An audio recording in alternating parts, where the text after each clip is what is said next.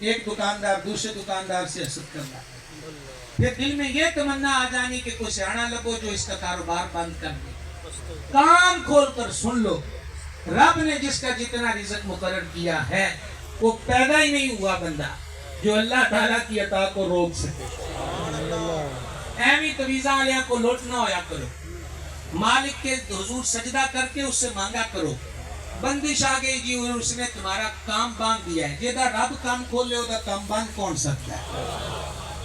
اللہ تعالیٰ کی بارگاہ میں ان توہم پرستیوں میں پڑنے کی ضرورت نہیں۔ ان خیالوں اور وہموں نے جعلی تویزوں والوں کی دکانیں چمکا دی، کوئی فائدہ نہیں ہے، سراسر نقصان ہے۔ لہٰذا حضور غوث العالمین رضی اللہ تعالی عنہ نے یہ درس ارشاد فرمایا ہے کہ اے بندے تو اپنے آپ کو حسد سے بچا۔ آگے سنیے، حضور غوث پاک رضی اللہ تعالی عنہ نے ارشاد فرمایا اے لوگو اپنے آپ کو حسد سے بچاؤ، حسد بہت بڑا برا دوست ہے۔ حسد ہی وہ بری عادت ہے جس نے شیطان کو برباد کر کے اسے ہلاک کر دیا اور اس کو اللہ پاک کی رحمت سے دور کر کے جہنمی بنا دیا۔ حسد ہی نے شیطان کو حضرات انبیاء کرام علیہ السلام، فرشتوں اور مخلوق کی نظروں میں لعنت والا بنایا۔ اور پھر غوث پاک نے کمال کی بات فرمائی، فرمایا کوئی عقل مند حسد کر کیسے سکتا، کوئی عقل مند حسد کر کیسے سکتا ہے؟ کیا اس نے نہیں سنا کہ اللہ تبارک و تعالیٰ نے 5واں پارہ سورۃ النساء میں ارشاد فرمایا نمبر 54، اللہ تعالیٰ فرماتا ہے بلکہ یہ لوگوں سے اس چیز پہ حسد کرتے ہیں جو اللہ نے انہیں اپنے فضل سے عطا فرمائی ہے۔ ہمیں توبہ کر لینی چاہیے سچے دل کے ساتھ۔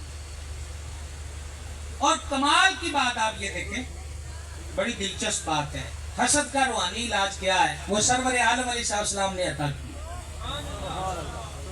میں آپ کو تعویذ وہ بھی مفت میں۔ حسد کا علاج، حسد کا علاج یہ ہے کہ حسد یہ ہے کہ دیکھ کر تمنا پیدا ہو کہ اس سے نعمت چھن جائے، اور میرے کریم نے اس کا علاج یہ دیا صلی اللہ تعالی علیہ وسلم کہ جب تم کسی کے پاس نعمت دیکھو نا تو کہو اللہم زد فزد۔ سوکھا سے اس کا ترجمہ ہے یا اللہ دی نعمت اور بتا۔ ارادہ بنتا ہے تو سبحان اللہ کہتے ہیں، نہیں کس چیز کا؟ یہ دعا دینے کا، یہ دعا دینے کا ارادہ بنتا ہے، پھر سبحان اللہ کہیں کہ ہم یہ دعا دیں گے۔ اور آگے آپ کو مزید پر لطف فائدے کی بات بتاتا ہوں کہ جب ہم کسی کو دعا دیتے ہیں تو کنز الایمان میں یہ حدیث پاک موجود ہے، جب ہم کسی کو دعا دیتے ہیں تو قریب فرشتہ کھڑا ہوتا ہے، وہ کہتا ہے یا اللہ اے شاہ اینو بھی دے۔ اور میں نے کہا یا اللہ اس کو یہ خیر دے دے، تو فرشتہ قریب کہتا ہے یا اللہ اینو بھی دے۔ اب میری دعا قبول ہے کہ نہیں ہے، پر نوری کی دعا ضرور قبول سودا گھاٹے کا نہیں ہے۔ دلوں کو صاف کیا جائے، کب حسد اور کب تک حسد۔ اور اگر میں حضرت رومی کی بولی میں کہوں تو پھر ایک ہی سطر کافی ہے۔ رومی پاک فرماتے ہیں مٹی نو نہ حسد جچدا ہے نہ تکبر جچدا ہے۔ مٹی ہے نا، تو کہا مٹی کا کیا کام ہے وہ حسد کرے، اور مٹی کا کیا کام ہے کہ وہ تکبر کرے۔ اور حضرت رومی پاک ہی فرماتے ہیں کہ ولی کا مزاج مٹی کی طرح ہوتا ہے، پامے اتنے کو ٹریکٹر ٹرالی چلائے، پامے اس پہ کو پھول لگا دے، پھل لگا دے، کیکر لگا دے، چاہے اس میں مردہ دفنا دے، چاہے اس میں کھانا بنا دے، چاہے اس میں نہر بنا دے، یہ زمین کبھی نہیں بولی کہ تو کی کردہ پہ آئے۔ کہا یہ حال اللہ والوں کا ہوتا ہے کہ چلو کرو اپنی موج جنہیں کرنی ہے۔ اللہ تعالیٰ ہمارے دلوں کو حسد سے پاک فرمائے۔ آمین۔ اگلی بات، میں بھی کہتا ہوں کہ مجھے آخرت کی فکر ہے، آپ بھی کہتے ہیں کہ مجھے آخرت کی فکر ہے، ہم بھی کہتے ہیں کہ دعا کرو ساڑی اخیر چنگی ہو جائے۔ حضور غوث پاک کا ارشاد سنو اور دل کے کان سے سنو۔ سرکار بغداد رضی اللہ تعالیٰ عنہ فرماتے ہیں او ندان بندے غور کر، یہ فنا ہونے والی دنیا کی کوئی چیز بھی جو ہے نا وہ بغیر مشقت کے حاصل نہیں ہوتی۔ آپ آج آج عرس میں ہی آئے ہیں تو آپ نے ایسا تو نہیں کیا کہ آپ نے گھر میں بیٹھ کے آنکھ بند کی اور کہا کہ ہم پہنچ جائیں عرس میں. آپ تو اتنے سارے حضرات میں دیکھ رہا ہوں کہاں سے تشریف لائے, کوئی کب سے چلا کوئی کب سے چلا.